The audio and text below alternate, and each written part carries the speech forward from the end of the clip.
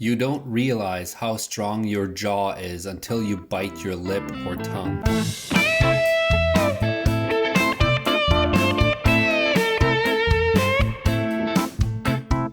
Welcome to our Sunday episode, Shower Thoughts Sundays. We try to keep it light on these episodes, have some fun, and explore the Shower Thoughts subreddit with me. Starting out with a lot of money is the biggest lie the game Monopoly can teach us. Interesting, never thought about it this way. Haven't played Monopoly in a long time. Actually should pull up that game once again and have some fun with it. Mixed opinions on this post. One commenter says, it's not a lie. The premise is you're investing in reality with the seed you've built. In no way anywhere does it stipulate it's the start of your adult life. That actually makes sense. I guess you can look at it both ways. Definitely a good shower thought. In a 100-meter dash, the last place finisher is still faster than 99.99999% of humans that have ever lived. I don't know a ton about 100-meter dash athletes, but as far as I remember, they always come in very close to each other on the finish line. Correct me if I'm wrong. Although saying that they are the top 0.0000001% of people that have ever lived, I think that is a little out to lunch, because obviously not everybody competes in these races, so you don't know how fast majority of the people are that have never tried to compete. I'm sure they're all really fast, I just don't think this statement is quite correct. One day you'll look back and realize you worry too much about things that don't really matter. Isn't that the truth? It always takes up a lot of energy and time and is very useless to get wound up over something that will not matter in the future. Yet we all do it. It's always important to remember to look at it in a way where you ask yourself, if you're in a situation that totally stresses you out or you're worried about something, look at it in a way and think, what will it matter in 5 years? What will it matter in 10 years? Who will remember it? Will the consequences of this situation still affect you? Just to put it into perspective of how not all things obviously, but many things do not matter as much as we think they do in the moment. We always use the word dream as a metaphor for our deepest desires / ambitions, yet most actual dreams are a random cluster of thoughts that make no sense and we forget most of. That's true, never thought about this, but dreams are not something that is perfect or that we would look forward to, I guess. They're usually random, make no sense, yet we use that word to describe things we are aiming for.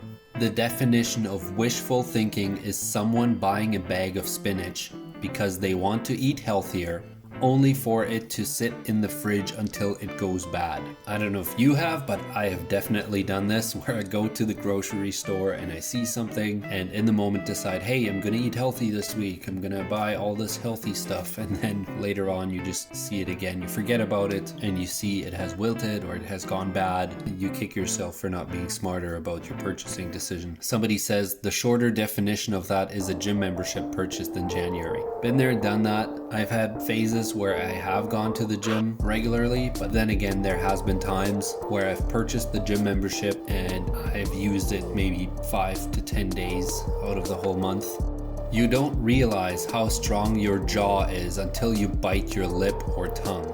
Absolutely. This happens to me at least 4 times a year, if not more, where I'm chewing something and out of nowhere bite right into my tongue or the inside of my cheek. And it does surprise me how strong of a bite I have when I'm chewing food. Casinos missed out on making poker chips compatible with slot machines. Sounds good in theory, although I don't know if that would actually make a lot of sense. First comment says, not many people that are smart enough to win at poker are dumb enough to play slots. Commenter has a point here. Everyone commits petty crimes sooner or later, and most get away with it. No harm, no foul. But poverty attracts cops, so poor people end up getting caught for something everyone does.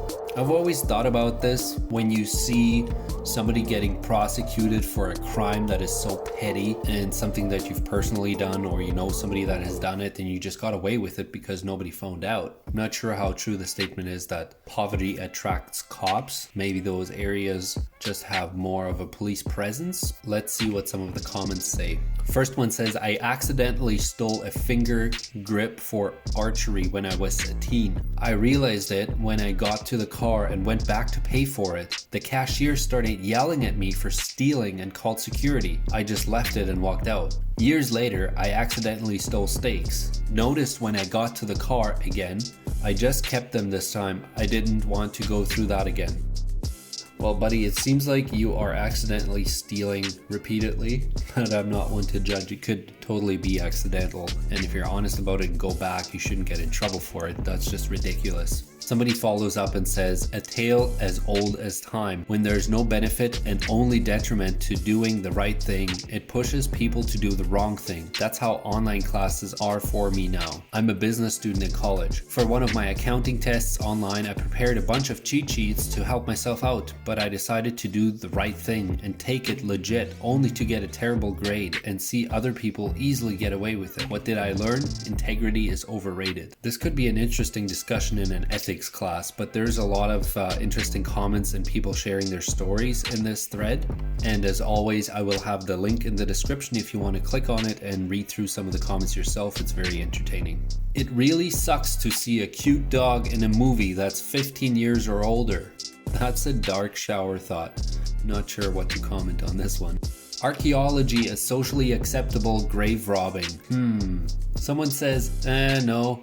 Grave robbing is for profit and not study, while archaeology is for study and not profit. However, it should be mentioned that there's lots of gray area, and early archaeology was just white privileged grave robbing. Who knows more about this topic? Chime in the comments. This could be interesting. Companies ask for 2-week notices to quit a job, but don't offer any notice when letting you go. I guess depends what they let you go for. I mean, if you're fired for wrongdoing, then that makes sense. Why would they give you a 2-week notice? Like, hey, we caught you stealing, we're gonna let you go, but we want you to come in for the next 2 weeks. That wouldn't make any sense. Although depending where you live, I'm fairly certain that the employer pays you the equivalent of 2 weeks earnings in lieu of the 2-week notice. I could be wrong though. Well, folks, this is it for our Sunday episode. I hope you had some fun with me today. As always, come back and check out the other episodes that we have. Thank you for watching this episode on Redditainment, a fun way to explore Reddit. Once you've subscribed to the channel, leave a comment down below and I will personally respond. Thanks for watching, and I'll see you in the next video.